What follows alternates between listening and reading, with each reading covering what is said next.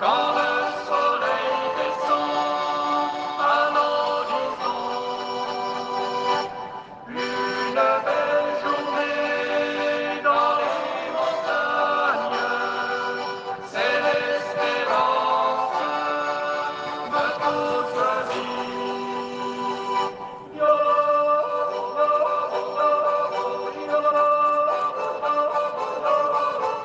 ciel protège notre monde azur. Je m'appelle Charles-Henri Rochat, je suis chirurgien urologue exerçant à la clinique générale Beaulieu à Genève. Et j'ai une expérience humanitaire de très longue date, ça fait bientôt 40 ans que chaque année je pars sur le terrain. C'est plus difficile d'organiser des missions sur place, donc à l'hôpital du Nord-Bénin où j'exerce depuis maintenant 27 ans. L'impact a été sérieux parce que les missions ont eu beaucoup de peine à se déplacer. Et au sein même de l'hôpital également, on a eu beaucoup moins de malades. Donc une baisse. La fondation qui soutient l'hôpital, ça demande une mobilisation de fonds supplémentaires. Je ne dirais pas qu'aujourd'hui il nous manque vraiment de l'argent, on n'a pas de réserve, mais on arrive à faire face aux actions qu'on peut mener, puisque celles-ci sont encore limitées à cause des deux phénomènes qu'on a mentionnés. Aujourd'hui, on arrive à avoir un budget équilibré grâce à des nouveaux donateurs. Encore récemment, il y a une fondation qui s'appelle Inspire, qui a pris le relais d'une autre fondation qui s'appelait Carigest et qui nous aidait pour le volet formation de notre action, donc éducation. Et là, c'est venu comme la providence en fait. En médecine humanitaire, on soigne des gens pauvres, qui n'ont pas de ressources. Donc on a besoin, ils doivent être opérés gratuitement, mais on a besoin d'intervenir auprès des hôpitaux pour rembourser les frais d'hospitalisation. Il faut fournir le matériel, il faut faire venir des jeunes pour leur transmettre nos compétences. Tout ceci représente quand même des budgets. Et aujourd'hui aussi, pour motiver les jeunes à rester dans l'hôpital du Nord du Bénin, encore une fois, où je suis très attaché, eh bien j'introduis en ce moment la télémédecine et la chirurgie laparoscopique.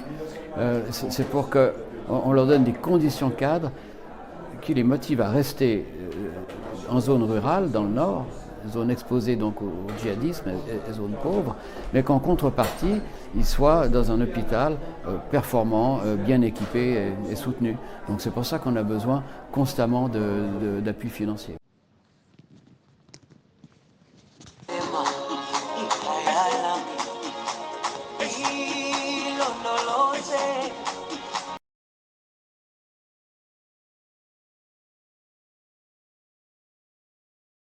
Bonjour à tous, voilà les premières nouvelles du Bénin. Notre mission Fistule commence en réalité aujourd'hui par la visite au service d'urologie du professeur Josué Abakudjo et en compagnie de Mathieu Boudjobi, qui est le point focal fistule au niveau national.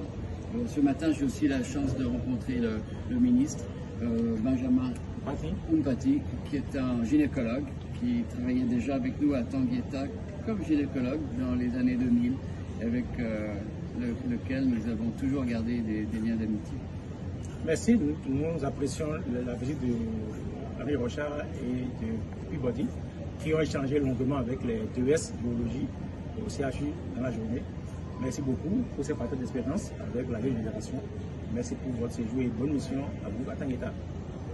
Merci à toute l'équipe de GFMER, accompagné professeur Charles-Henri Rochat et professeur Ubodi pour l'appui que vous apportez pour la prise en charge des femmes porteuses de fistules obstétricales depuis un certain nombre d'années. Donc, ce programme est pris en compte par l'Agence nationale des soins de santé primaire au ministère de la Santé. Et on continuera à vous tenir au courant ces prochains jours. Bonjour à tous. Voici, avant le congé pascal, la deuxième capsule sur 4 qu'on voulait vous envoyer de Tanguieta. On a renoncé à le faire depuis la salle d'opération, ce sera peut-être pour une prochaine fois. Nous avons commencé hier les opérations avec une grosse activité toute la journée. Et puis aujourd'hui encore, on vient de terminer. Le programme va continuer. Et c'est assez fantastique. On a une très bonne entente, très bonne équipe. Comme formateur, le docteur Aoulou, il y a le docteur Peabody des États-Unis et puis le docteur Younger Foma qui est un expert international qui vient de RDC. Et nous avons une vieille histoire d'amitié ensemble. C'est très longue année.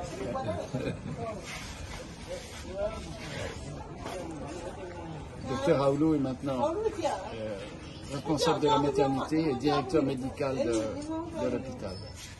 Et je dois dire que c'est un plaisir de travailler ensemble et il devient vraiment très bon en chirurgie de la fistule. Donc la relève est assurée, mais on vous remercie tous de l'attention que vous portez à cette action africaine. Et encore une fois, on vous souhaite de bonnes fêtes de Pâques. Nous vous remercions également pour cette amitié de longue date avec l'hôpital de Tangueta, qui date de 1994. Voilà, donc qui fait du bien à tout le monde, qui fait du bien à l'ordre, aux frères, donc, parce que vous contribuez à stabiliser le charisme de Saint-Jean-de-Dieu. Voilà, on essaye. Oui, en effet, voilà, en apportant un appui technique par ce que vous savez faire vous-même. C'est pas que vous mobilisez de l'argent que vous envoyez, vous savez pas, mais vous êtes là appuyé vous-même techniquement, donc pour les interventions, et ce qui permet de faire en même temps de la transmission, donc permettre à nous autres d'apprendre. Et nous sommes dans ce chemin d'apprentissage et nous vous en remercions. Alors on reviendra vers vous en début de semaine prochaine. À bientôt. Oui, bonjour. Pour cette troisième capsule, je vous avais promis de vous emmener au bloc opératoire que je vais vous faire visiter avec plaisir. Donc, les équipes, nous sommes donc mardi matin, les équipes sont au travail avec une patiente à laquelle il faut faire une opération de réimplantation de l'urtère. Ce sont des cas de fistule obstétricale.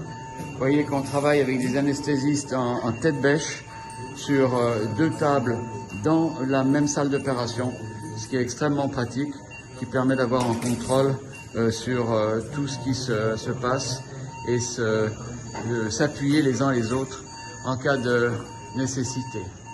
C'est les radios d'une patiente qui, à la suite d'une césarienne, malheureusement eu une lésion de l'urtère qui se draine directement dans le vagin. C'est ce qu'on appelle une fistule urétéro-vaginale. En cas de fistule également ici, avec nos collègues africains, ici le docteur Jim Peabody, qui va vous dire bonjour. Et ici, je ne vous ai pas présenté le docteur Renaud Aoulou, qui est le médecin-chef de la maternité, et qui va vous saluer. On n'a pas entendu le bonjour. Bonjour. Voilà, c'est lui que vous avez vu sur la deuxième capsule. Maintenant, sans plus attendre, je vous emmène au bloc de neurochirurgie et de traumatologie. Et là, je vois le docteur René Gaïto, qui est le médecin responsable de la chirurgie viscérale et également il fait de la traumatologie. Et il nous emmène dans une salle d'opération de très bon niveau où on peut faire des opérations de prothèses. Il faut environ une centaine de prothèses de hanches et de genoux par année et également des opérations de neurochirurgie. Tu as un commentaire à faire?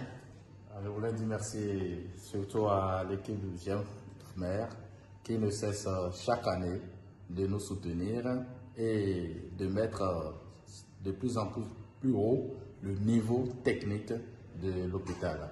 Et je profiterai pour dire merci pour la venue de la laparoscopie à l'hôpital Saint-Jean-de-Dieu de Tangueta. Prochaine étape, demain, on va démarrer le programme de laparoscopie, ce qui sera une première dans l'histoire de l'hôpital. Bonne journée à toutes et à tous. Oui, bonjour à toutes et à tous. Pour cette quatrième, probablement dernière capsule, on voulait vous montrer l'esprit de durabilité de notre action ici au Bénin.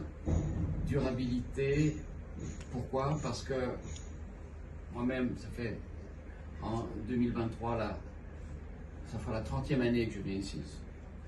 On a le docteur Peabody et Nadine Piatowski. Nadine, tu es là depuis quand? Oui, alors moi c'est la 20e année que j'accompagne le docteur Rocha et son équipe. J'ai toujours autant de plaisir à venir ici. Je suis infirmière spécialisée en salle d'opération et disons que je suis présente au bloc pour mettre en place les instruments, pour veiller à ce que tout fonctionne dans le meilleur des mondes.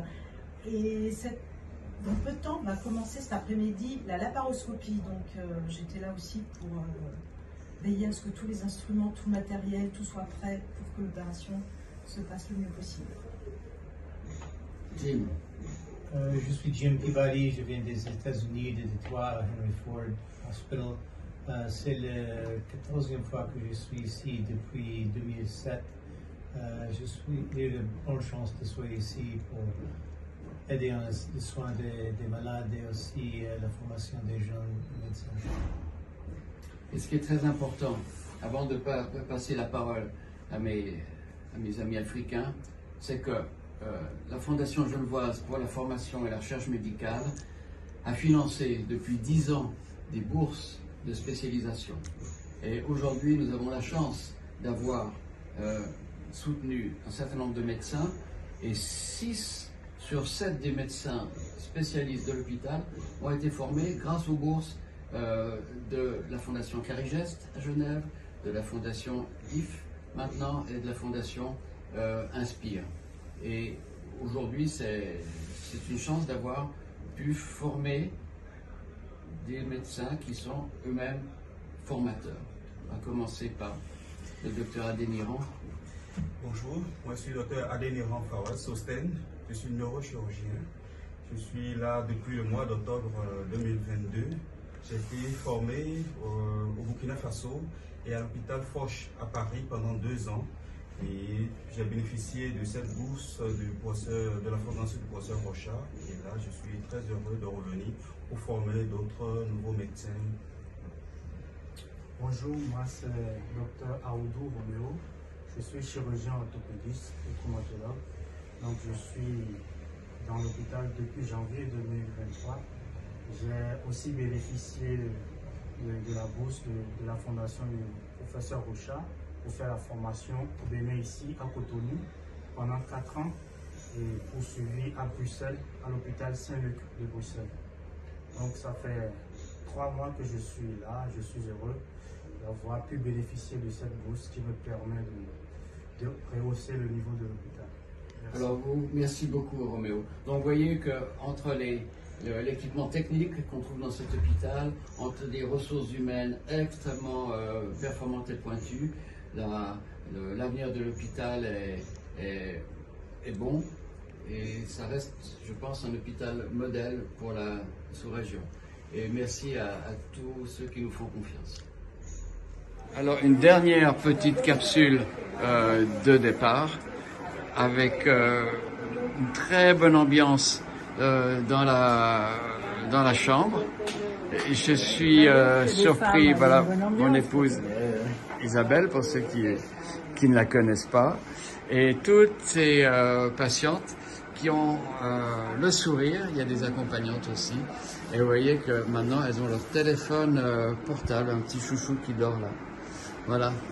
Vous êtes contentes, mesdames? Tout va bien? Oui. Oui. Oui. Oui.